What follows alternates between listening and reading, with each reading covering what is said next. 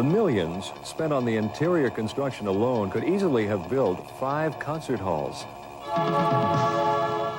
Just 100 days to build what is now home to over 1.5 million patrons. Third larger than a football field, and 2/3 of that carpeted. It takes 16 hours just to vacuum. You'll find 14 bars here, including the first and second longest in the world. That's over 333 feet. 2 rooms were built here just to house machines that could make 6 tons of ice in a single night. You'll find the best concert sound and lighting equipment of any club in North America to shower a 6,000 square foot dance floor. It's a carnival atmosphere in a nightclub setting, a sort of Disneyland in Las Vegas, if you will. In short, it's the biggest, the best of everything. Now, join me on stage, where 500 of the world's finest headliners have performed. It's time to party.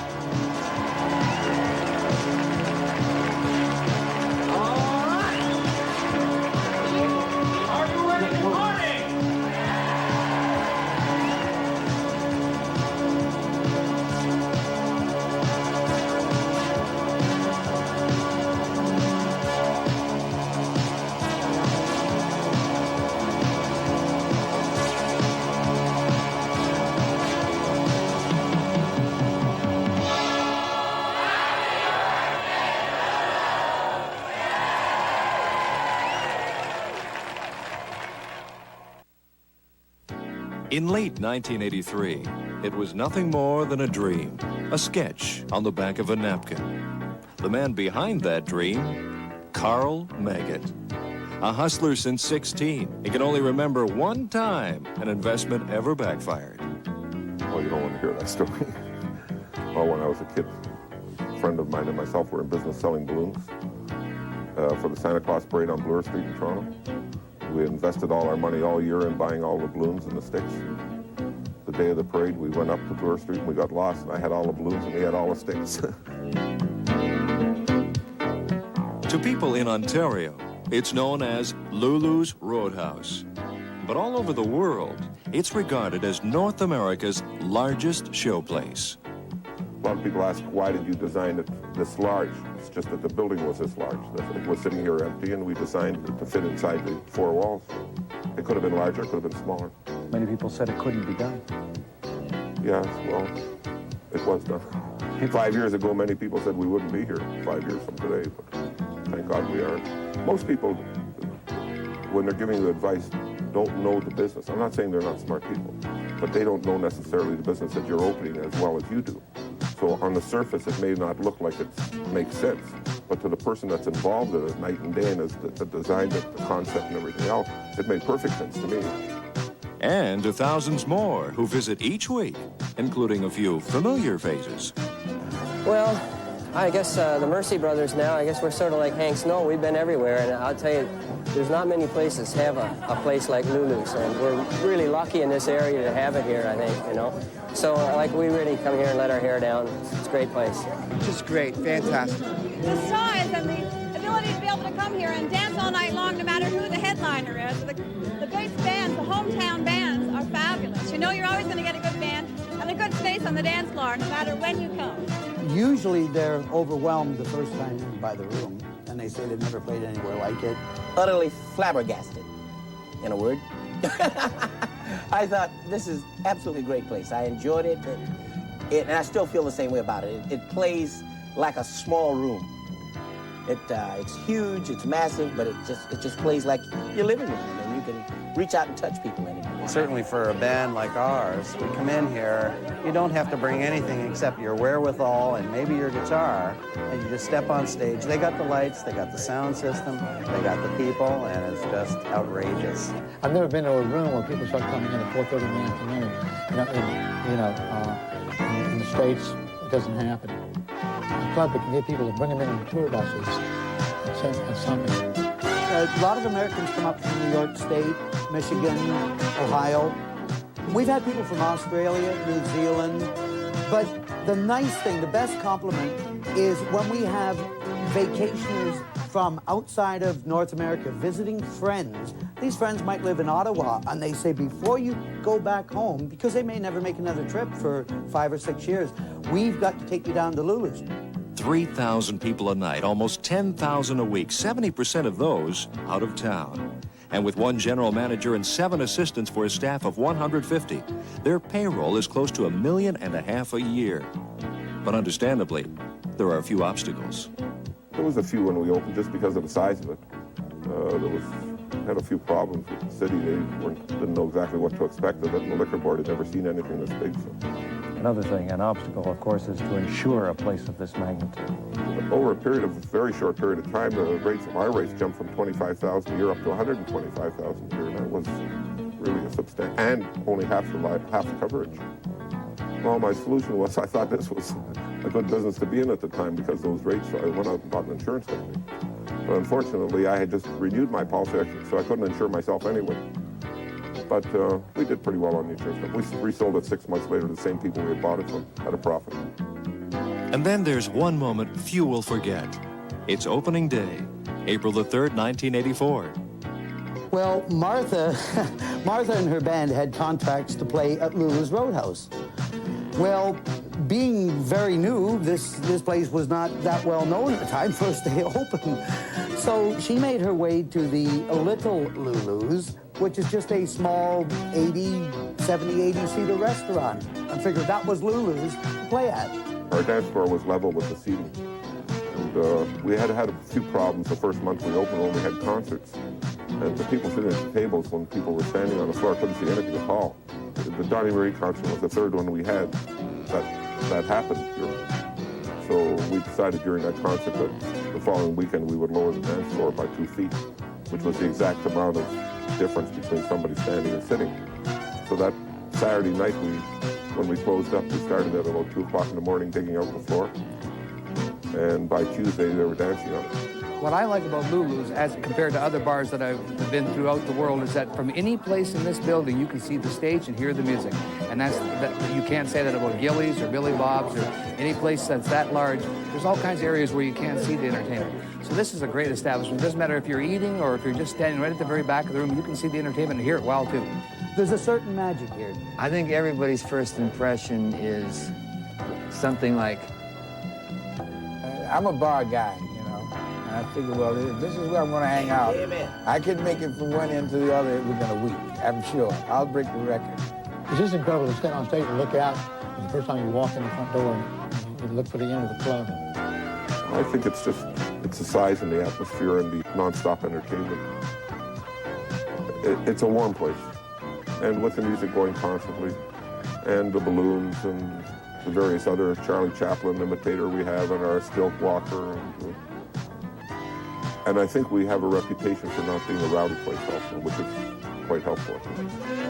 But for Carl Magid, is his dream finally fulfilled? Oh yes, but there's always new dreams. This was an old one, now it's 5 years old. Happy birthday, Lulu's. Thanks for having us. I hope we brought back some good memories for you. A lot more show coming up. Thank you very, very much.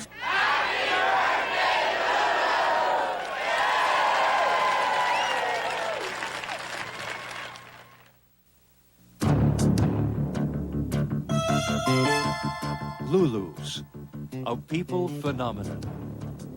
In just 5 short years, the Party Hardy have consumed 394,291 pounds of beef, 368,330 zombies, 1,587,650 glasses of wine, over 2,250,000 bottles of beer, over 50,000 flowers sold, 250,000 balloons, and over 5,000 busloads for almost 2 million visitors. Out there, on any given night, you might find John Candy, David Copperfield, Michael Damian, or Mickey Gilley. On stage, just about anyone who's ever had a hit record.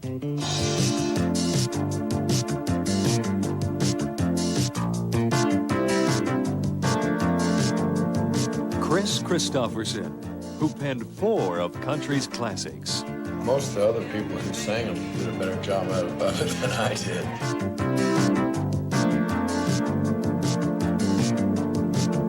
Brenda Lee sold more than 100 million records worldwide and was asked back 5 times. If they like you, they really like you, and they really show it. Bobby Vinton, with over 30 million in sales and a string of gold ballads. I love how your eyes close whenever you kiss me.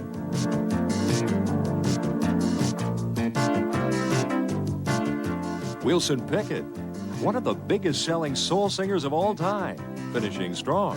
I'm 43 now. I don't want to go out on the stage with a walking cane. You know what I mean? I mean, the guys like Bo Diddley and all these dudes, they're going to die on the stage. James Brown, he's going to die on the stage. Yeah, they'll never quit. See, that's their nature. Chubby Checker opened the 3rd week with the first of 7 concerts, performing the #1 song of 1960 and 1961. The Twist is a very important, probably the most important event in rock and roll. People start to dance apart from that moment until right now. So no matter whose music people are dancing to, they're dancing the style that I created.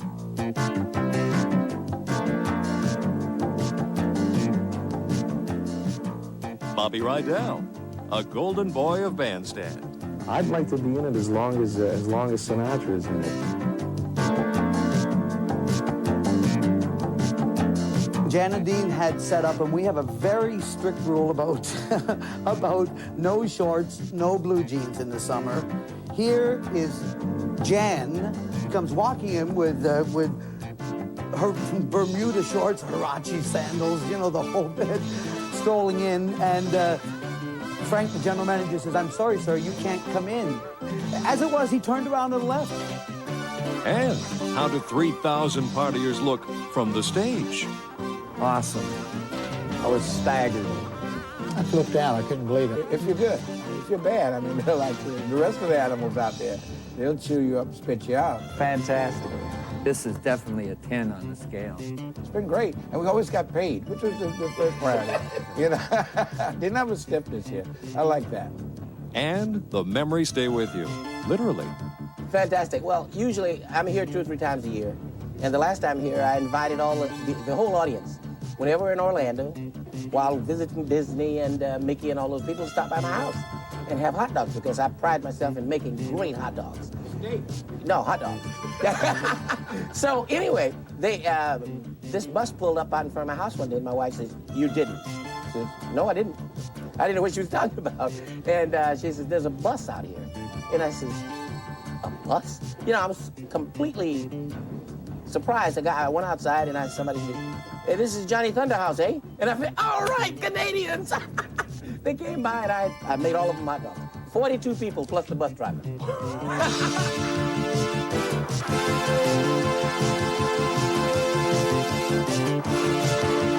Johnny Lee, 10 years of success after Urban Cowboy, and looking for love in all the wrong places. I used to. My wife with me now, so I'm not looking anymore. Well, at least I don't get caught looking anyway.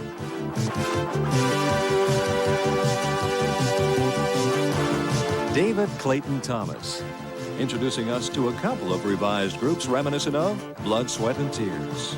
You had symphony orchestra musicians, you had jazz musicians, rock musicians, a bass player from the Mothers of Invention, and a trumpeter from Juilliard. How did you ever put them together?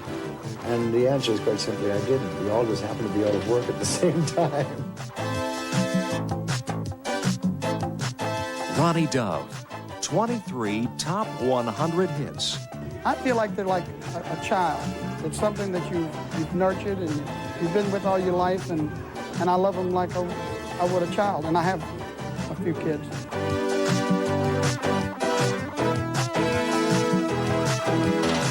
The Platters, with over 40 in the top 100, performing from the heart. It was honest music, and I think that's what really appealed to people most. And it was Lulu's that brought Peter Noon of the Herman's Hermits out of retirement. I'm having a great time. I can't believe what a good time I'm having. I do 2 shows a night. I get to sing all my old songs, which I haven't even thought about for 11 years. I had to rehearse with the band and try and remember the tunes. Jerry Lee Lewis, the Killer, appeared the 3rd week of business in April of 1984. I feel good. I'm ready to go do my job. Okay, you ready to go out there? On the stage. Watch me. Okay. Be out in a few minutes. Let's go. Check it out. Thank you, Mr. Brown. Well, poor James, we know where he is. He would personally laugh at that. I remember the very first night that he played here, just before his first show that he was about to walk on stage, I walked towards him. And then I'm about 10 feet away from him. This huge hand grabbed me on the shoulder and said, "No, not before Mr. Brown goes on." He is psyching himself into his performance. He really is a true performer. Just ask them if they enjoyed performing here. Yeah, well, this is almost my second home here. I'm not here just about as much as I am at home. So this is my other roadhouse. We've actually been here a total of 10 times, but we were here 7 times last year. 17. This is it, right here, 17. I understand that I've been here more than anyone. This August will be our 4th time here. 2 or 3 times a year for the last 3 years. I've been here several times, a dozen maybe. You said a record break or something. I overheard you something with a number. Yeah, we hold the record that I was told in this place for selling the booze. Me and my band might have brought that average up. I don't know. It's been 5 incredible years, though it seems like just one long, incredible night. The party continues center stage next.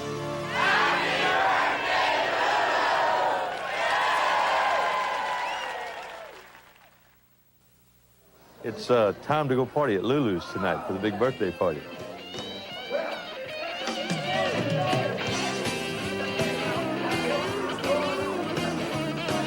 Please welcome for their first appearance, The Reflections.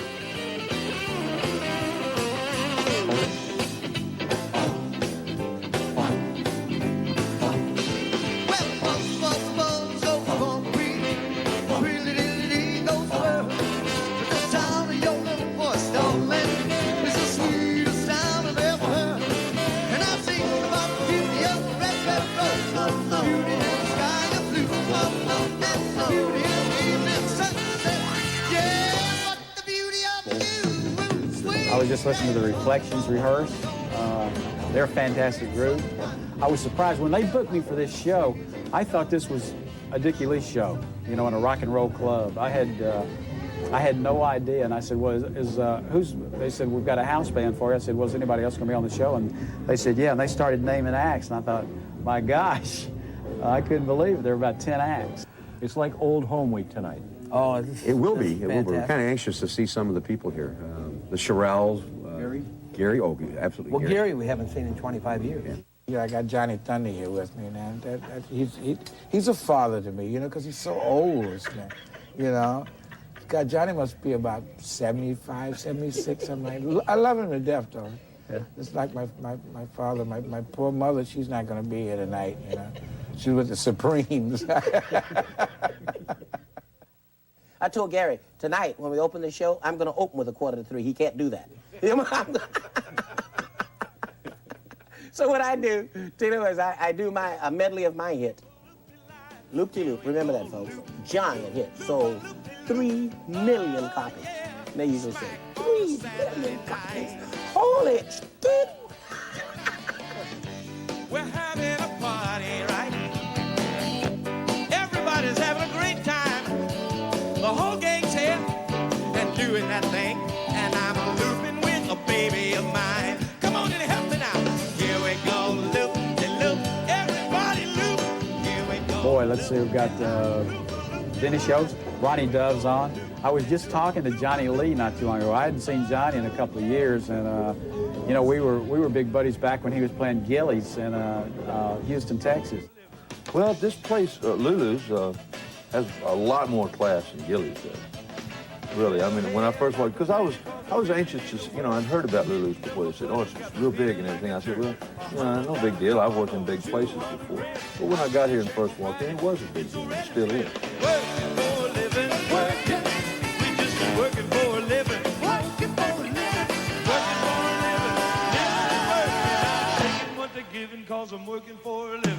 We come back here often even when we don't play because it's the greatest bar in North America. That's what we believe. We have a lot of fun and we like to dance, and the bands are always great. The house bands are the best you'll ever find anyplace. First of all, you have great talent. That's the first thing I look at. You got two of the greatest bands I've heard around the country right here in one location. Everybody, let's clap your hands.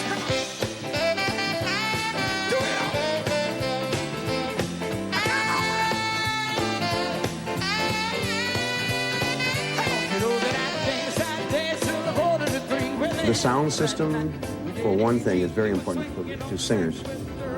Being able to hear yourself on stage. People think that you can hear, because they can hear, you can hear. Doesn't work that way. Don't you notice you just my style, drives me wild. Don't you notice you just my style, drives me wild. I've worked Las Vegas, I've worked Tahoe, Reno. I've worked everywhere. There's no place better than this. I don't care where you go. Throughout the times I've been up here, I was up with Shirley Austin with the Shirelles, the Tokens, Little Anthony, and on, different people that I've traveled with. Everybody says the same thing. You know, the room's always real nice. The people, it's a great room to work because when the place fills up, you got a heck of a crowd here.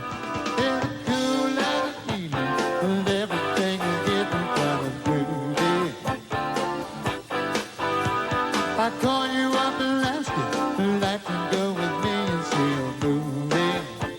Yeah. But you say no, you got some plan for the night. Then you stop and say, all right, love is kind of crazy, a spooky little girl like you, yeah. We play the Royal York, we play Vegas and all that kind of stuff. But this is the nicest for the people, and it's the nicest for the acts that I play. Folks, it's all right for a little honky-tonk, ain't it? You know, Johnny Lee tried to trade him Gillies once for it. We'd like to thank everybody for coming out. Where's that card? There's it. Don't ever gamble with this man, folks. Las Vegas, only Arabs will play with him in Las Vegas. And don't turn an air conditioner on around here either. Goddamn, they'll shoot you. Thank you, folks. Thank you once again. Take it home, son. Ronnie Hawkins, come on, y'all.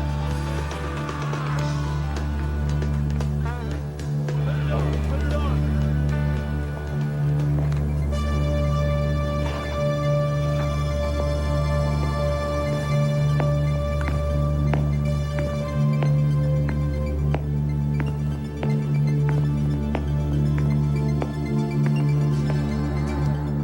Tomorrow night at 9, CKCO Television News has prepared 1989 in retrospect, followed at 10 by CKCO TV's sports presentation of End of a Decade, End of an Era. That's tomorrow night beginning at 9 here on CKCO TV.